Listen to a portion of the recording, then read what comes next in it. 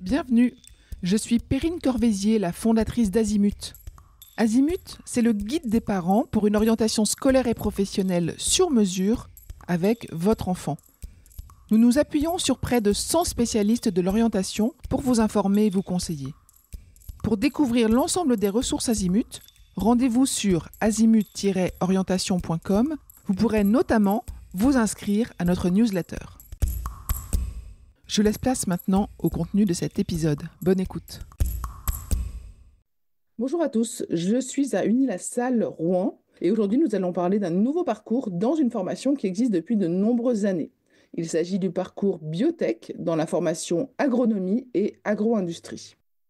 Je suis en présence de Caroline Terrier, qui est directrice des formations pour le collège Agro-Biosciences sur Rouen et qui est enseignante-chercheur en chimie, de Abdobou Sarkis, qui est enseignant-chercheur en biotechnologie, et on va lui demander ce que ça veut dire, et puis de deux étudiants, Sixtine et Paul-Émile, qui sont tous les deux en 4e année, donc de ce parcours biosourcing, biotechnologie et environnement.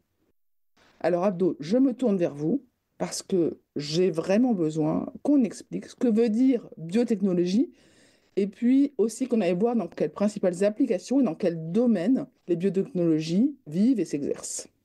Donc, les biotechnologies, c'est le domaine qui utilise des organismes vivants, donc notamment, par exemple, les bactéries, les levures ou bien, par exemple, des microalgues et des plantes. Et ces organismes vivants vont être utiles pour l'homme pour produire des molécules ou bien pour les utiliser pour transformer la matière première pour obtenir un produit fini qui est utile pour nous. On divise les biotechnologies en 5 grands groupes. Nous parlons notamment de 5 grandes couleurs. Par exemple, les biotech vertes, ce sont les biotech qui sont en lien avec l'agriculture et l'agroalimentaire. Donc là, nous allons effectivement faire, par exemple, des modifications sur les plantes, sélectionner des races des plantes plus résistantes. Et donc, cela va permettre d'avoir des plantes qui sont résistantes aux maladies, résistantes au changement climatique. Donc, c'est un défi qui est très important auquel on est en train de faire face. On peut aussi utiliser donc ces organismes vivants pour transformer la matière première et donc obtenir des aliments transformés. L'exemple le plus courant que tout le monde connaît, c'est par exemple la production de vin, de bière ou bien de fromage. Et aussi donc nous pouvons produire des additifs ou bien des molécules qui vont être utiles pour l'industrie alimentaire. Le deuxième groupe, c'est le groupe qui consiste à l'utilisation des organismes vivants pour des causes bénéfiques pour l'environnement. Et donc, on regroupe ces biotech dans le groupe des biotech jeunes. Donc là, on a l'utilisation des organismes vivants pour dépolluer l'environnement. L'exemple le plus courant, c'est les stations d'épuration de l'eau, où on utilise des bactéries pour éliminer la matière organique qui est dans l'eau. Et aussi, nous pouvons utiliser les organismes vivants pour dépolluer les sols. Le troisième groupe, c'est les biotech en lien avec la santé. C'est ce qu'on appelle les biotech rouges. Dans ces biotech, nous allons produire des médicaments, des vaccins, ou nous allons produire des nouvelles thérapies géniques, tout en utilisant ces organismes vivants. Un autre groupe de biotech qu'on appelle les biotech blanches, c'est les biotech en lien avec l'industrie. Donc, il y a beaucoup de molécules qui sont intéressantes pour les industriels, parmi lesquelles je peux citer des enzymes qui peuvent être utilisées dans les procédés. Nous pouvons aussi avoir des molécules qui sont utilisées pour produire un emballage innovant qui est biodégradable, comme par exemple des bioplastiques. Et finalement, le cinquième groupe majeur de biotech, ce sont les biotech bleues, donc qui incluent les organismes marins. Donc là, nous allons utiliser les organismes marins pour en profiter de leurs capacités et leurs propriétés pour des applications diverses et variées, comme par exemple dans la cosmétique, en profitant de l'extraction de molécules produites par des algues, par exemple, pour les inclure dans ces produits cosmétiques. C'est très clair, merci beaucoup. Paul-Émile, est-ce que vous pourriez m'expliquer, à travers des exemples concrets, ce que vous avez déjà, vous, vu en cours sur ces sujets de biotechnologie?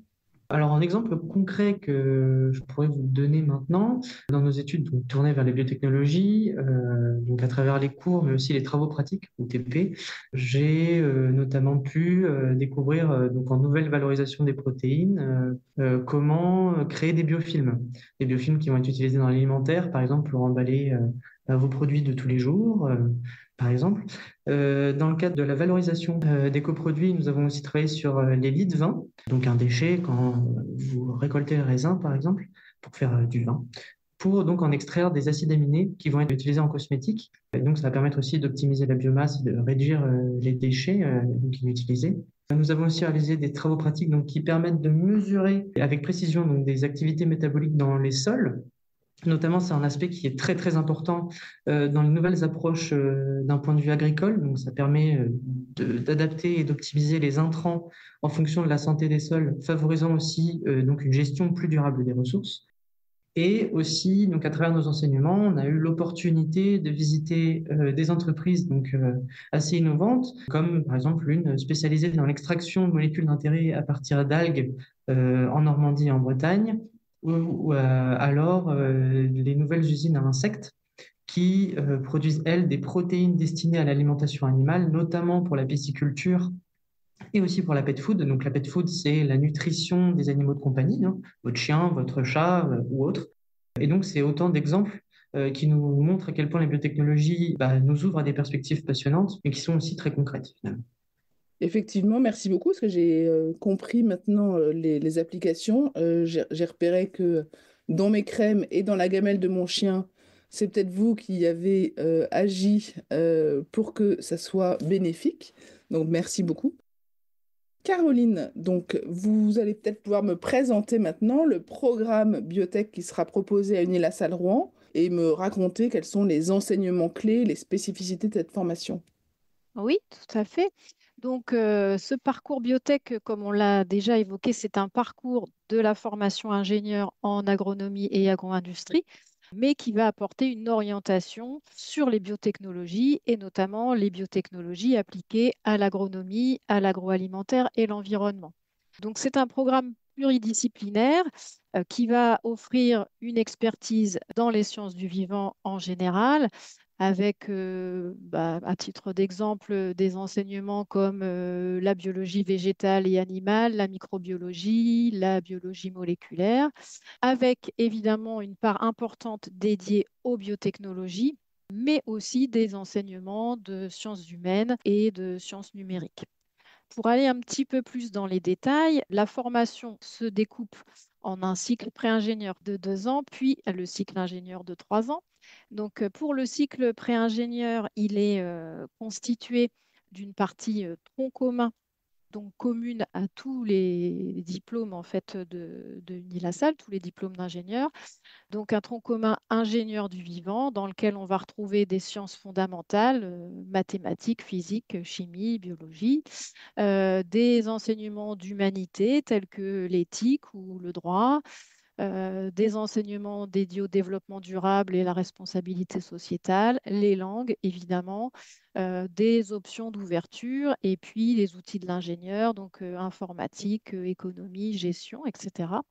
Et puis, on en vient donc à ce qui nous intéresse plus particulièrement ici, ce sont les enseignements thématiques, donc qui vont représenter environ 20% des enseignements du cycle pré-ingénieur et qui, pour notre parcours, vont être donc dédiés aux biotechnologies, avec des enseignements comme les biotechnologies végétales, le biomimétisme, bioinformatique, les biotechnologies marines, les bioprocédés, etc. Ça, c'est pour les 2 premières années, hein, le cycle pré-ingénieur. Et ensuite, quand on passe en cycle ingénieur, là, nos étudiants ont accès à l'ensemble des parcours métiers proposés dans le cadre du diplôme d'ingénieur en agronomie et agro-industrie. Mais évidemment, dans le contexte du parcours biotech, on propose le parcours biosourcing, biotechnologie et environnement que suivent nos 2 étudiants qui sont présents aujourd'hui. Et donc, ce parcours s'intéresse à la valorisation des bioressources pour des applications alimentaires ou non alimentaires et notamment en mettant en œuvre des procédés biotechnologiques avec pour objectif de construire une industrie qui soit plus respectueuse de l'environnement. Un autre parcours que les étudiants peuvent envisager également, c'est le parcours métier Plant Breeding, qui lui est sur le campus de Beauvais et qui est dédié à la création et à la sélection variétale pour adapter les productions végétales au changement climatique. Donc c'est une autre possibilité de spécialisation en fin de cursus dans le domaine des biotechnologies. Donc voilà pour ce qui est vraiment du programme biotechnologie. Je peux ajouter aussi sur la formation qu'il y a un aspect important qui est donné à l'ouverture à l'international, puisqu'il y a une mobilité obligatoire à l'international en troisième année, que nous sommes à Rouen un campus international avec de nombreux étudiants internationaux qui sont présents, une formation ingénieur en anglais, donc il y aura aussi des interactions entre ces deux formations. Et puis aussi la spécificité d'avoir des étudiants vétérinaires sur notre campus. Donc là aussi, il y aura des interactions sur tout ce qui est biotechnologie en lien avec la santé et la santé animale particulièrement. Cette formation me paraît effectivement très complète d'un point de vue académique. Comment est-ce que vous allez préparer les étudiants sur les défis du monde professionnel? Et parlez-moi peut-être des stages, des projets de recherche et puis de l'expérimentation en laboratoire. Alors, pour ce qui est des stages, donc on a au minimum 11 mois de stage répartis sur l'ensemble du cursus, avec 10 mois de stage sur le cycle ingénieur. Donc, on a un mois de stage obligatoire en fin de première année. Et puis ensuite, l'essentiel des stages, on va les retrouver au cours du cycle ingénieur, donc avec 4 mois en quatrième année et 6 mois en cinquième année. S'ajoute à cela donc un semestre à l'international en troisième année. On a aussi une pédagogie qui va allier la théorie et la pratique avec beaucoup de travaux pratiques et de sorties terrain. Les parcours qu'on propose sont des formations dans lesquelles on a plutôt des petites promotions, donc ça nous permet justement de faire plus de sorties et de travaux pratiques, et énormément de projets également. Par exemple, en quatrième et cinquième année, il y a une unité d'enseignement projet à chaque semestre, donc où les étudiants travaillent en groupe sur des projets, soit de leur initiative personnelle, soit en répondant à la demande d'entreprise ou de projets de recherche des laboratoires de l'école, euh, ou encore pour participer à des concours d'innovation. Les enseignements sont assurés par des enseignants-chercheurs et des professionnels, donc ce qui permet d'être toujours en lien avec le monde de l'entreprise et également avec l'innovation et les activités de recherche. Pour les travaux pratiques, les étudiants bénéficient de la plateforme Agrobiotech qui est située sur notre campus, donc qui regroupe tous les équipements de nos laboratoires de recherche. Sixtine, est-ce que vous pouvez me partager quelques exemples que vous avez vécus qui vous ont permis de vous préparer aux défis du monde professionnel de demain? Ce parcours offre à la fois une formation théorique mais aussi pratique qui est structurée autour d'une unité d'enseignement spécifique. Et donc, nous avons beaucoup de travaux pratiques. Donc, par exemple, lors d'une manipulation, nous avons utilisé un bioréacteur afin de suivre la transformation du vin en vinaigre. Ces différentes expériences nous donnent une vision différente des procédés biotechnologiques qui nous sont proposés tout en les manipulant. Donc, on suit différents cours dans notre cursus qui sont complémentaires. Donc, c'est-à-dire que, par exemple, cette année, nous avons eu un cours sur les normes du système d'analyse des risques et de maîtrise des points critiques en agroalimentaire. Et celui-là est rejoint aussi par des cours de qualité, mais aussi de microbiologie. Et ces cours sont aussi complétés par beaucoup d'interventions de professionnels, ce qui nous permet de mieux comprendre notre futur métier, mais aussi de développer les compétences qui sont requises dans le monde du travail. Très clair, merci beaucoup. Abdo, je reviens vers vous. Quels sont les débouchés de cette formation en termes de métier? Quel type d'entreprise ou d'institution ont besoin de diplômés experts en biotechnologie? Notre diplôme va donner accès à un large panel de métiers pour nos étudiants, car le métier d'ingénieur Et il peut être très diversifié et avoir beaucoup de débouchés. Nos étudiants peuvent travailler sur tout le long de la chaîne de production, donc en partant de la matière première jusqu'au produit fini. Et donc, cela peut donner accès, par exemple, à des métiers comme ingénieur en bioprocédés. Donc, ce sont les personnes qui travaillent dans les entreprises pour développer et optimiser le processus de production à grande échelle en se focalisant sur l'étape de la fermentation ou donc de la production de la molécule jusqu'à son extraction et après la purification de cette molécule. On peut aussi avoir des étudiants qui vont s'orienter vers des métiers de contrôleurs de qualité. Et donc, ces personnes-là vont effectuer des inspections, des tests pour garantir la qualité du produit fini. Il y a aussi la possibilité de travailler comme, par exemple, chargé d'affaires réglementaires. Donc là, ce sont des étudiants qui vont se focaliser sur les aspects réglementaires de la production. Nous pouvons aussi avoir des étudiants qui vont être très intéressés par la recherche, car c'est un domaine en pleine expansion. Donc, il y a la possibilité de continuer, par exemple, en thèse pour poursuivre de la recherche, ou bien en utilisant juste son diplôme d'ingénieur, de travailler en R&D dans les entreprises pour développer un nouveau produit. Donc, globalement, ce sont majoritairement les métiers qui sont visés par nos étudiants, mais il y a la possibilité aussi de s'orienter vers d'autres métiers comme dans l'assurance, dans des banques pour étudier des cas d'entreprises nouvelles qui sont en lien avec les biotechnologies, etc. Donc, c'est vraiment un diplôme qui ouvre beaucoup de possibilités aux étudiants. Merci Abdo pour ces explications. Effectivement, les métiers sont nombreux et variés. J'imagine que les sciences du vivant vont évoluer, et en partie grâce aux technologies. Sixtine et Paul-Émile, est-ce que vous pouvez me raconter votre vision, vous, de l'évolution de ce domaine et m'expliquer peut-être aussi comment est-ce que vous voulez vous orienter? Donc oui, donc le secteur des biotechnologies connaît un véritable essor et va continuer à se développer de plus en plus. Et cette dynamique peut s'expliquer par des avancées majeures, donc comme par exemple l'intelligence artificielle.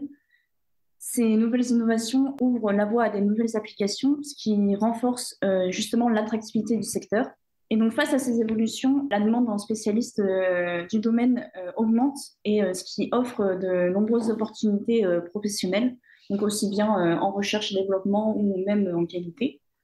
Et donc oui, on peut dire que ce secteur est en pleine expansion, et ce qui en fait un domaine porteur dans le futur. Et vous savez vers quoi vous avez envie, vous, Sixtine, de vous orienter? Moi, personnellement, j'aimerais bien m'orienter donc, plutôt en recherche et développement dans une entreprise agroalimentaire. Mais donc justement, avec le stage qui nous est proposé en 4e année, je vais pouvoir découvrir, je pense, des métiers qui vont pouvoir m'aider et me guider pour mon projet professionnel. Super. Paul-Émile, racontez-moi vous. Je rejoins ce que Sixtine vient de vous dire.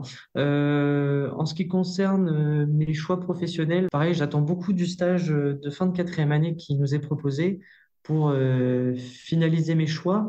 Par ailleurs, je sais que j'aimerais beaucoup m'orienter dans tout ce qui va être opérationnel, donc c'est-à-dire de la production pure, que ce soit en usine. Après, à savoir est-ce que ce sera plus tourné vers l'agroalimentaire ou les énergies, ça reste encore à définir parce qu'on a quand même cet avantage en tant qu'ingénieur en agro-industrie d'être à l'interface entre la biomasse et ce qu'on va en faire. Donc, de toute façon, les entreprises sont demandeuses de nos CV, de notre parcours. Donc, je me ferme pas de porte pour l'instant, mais une chose est sûre, c'est que je vais sans doute me tourner vers la production, la qualité, l'amélioration continue, ces domaines-là. Super intéressant, merci beaucoup. Caroline, on va revenir avant les études sur les modalités d'inscription. Quels sont les profils des candidats que vous espérez avoir, et où est-ce qu'on postule quand on s'intéresse aux biotechnologies? Pour une entrée donc en première année de cycle pré-ingénieur, on va recruter essentiellement des bacheliers qui vont avoir suivi des spécialités scientifiques. Mais pas uniquement. C'est pas parce que on n'aura pas fait SVT et maths qu'on ne pourra pas intégrer la formation. Donc évidemment, il faut avoir au moins les maths et une autre spécialité, ou bien physique, chimie et SVT dans l'idéal. Mais des très bons dossiers qui n'auraient pas fait ces spécialités-là seraient évidemment étudiés aussi avec attention. Donc ça, c'est pour les bacs généraux, mais on recrute également des bacs technologiques, sciences et techniques de laboratoire par exemple, STAV aussi. Donc voilà, tous ces profils. Il faut évidemment avoir un intérêt fort pour les sciences du vivant et les matières scientifiques. Voilà pour les profils. Ensuite, pour les modalités, donc on est sur Parcoursup. Donc, il faut remplir son dossier sur Parcoursup. Ensuite, on étudie les dossiers et les dossiers qui sont retenus sont convoqués pour un entretien de motivation. Voilà. C'est parfait. Qu'est-ce que vous pourriez dire peut-être comme petit mot de conclusion aux parents? En conclusion, on propose une formation qui est dans un secteur qui est porteur, qui est innovant et au-delà de la formation, on a un accompagnement des étudiants et un environnement de travail avec une vie associative étudiante qui est riche et dans lequel les étudiants trouveront tout ce dont ils ont besoin pour s'épanouir. Super. Merci beaucoup à tous les quatre de votre présence et de vos présentations de ce nouveau parcours qui s'annonce passionnant. Merci beaucoup. Merci. Merci à vous. Merci. Je vous retiens quelques instants. Vous écoutez peut-être sur Apple ou sur Spotify ou sur Deezer ou sur une autre application de podcast. Je voulais m'assurer que vous connaissiez l'existence de notre site azimut-orientation.com. Sur ce site, les contenus sont organisés par thématique et par situation. Ceux qui connaissent adorent et utilisent notre moteur de recherche, ce qui leur permet d'aller chercher directement le bon contenu qui correspond à leur problématique. Je vous encourage à vous y connecter et n'oubliez pas de vous inscrire à notre newsletter. Merci de votre fidélité et à bientôt.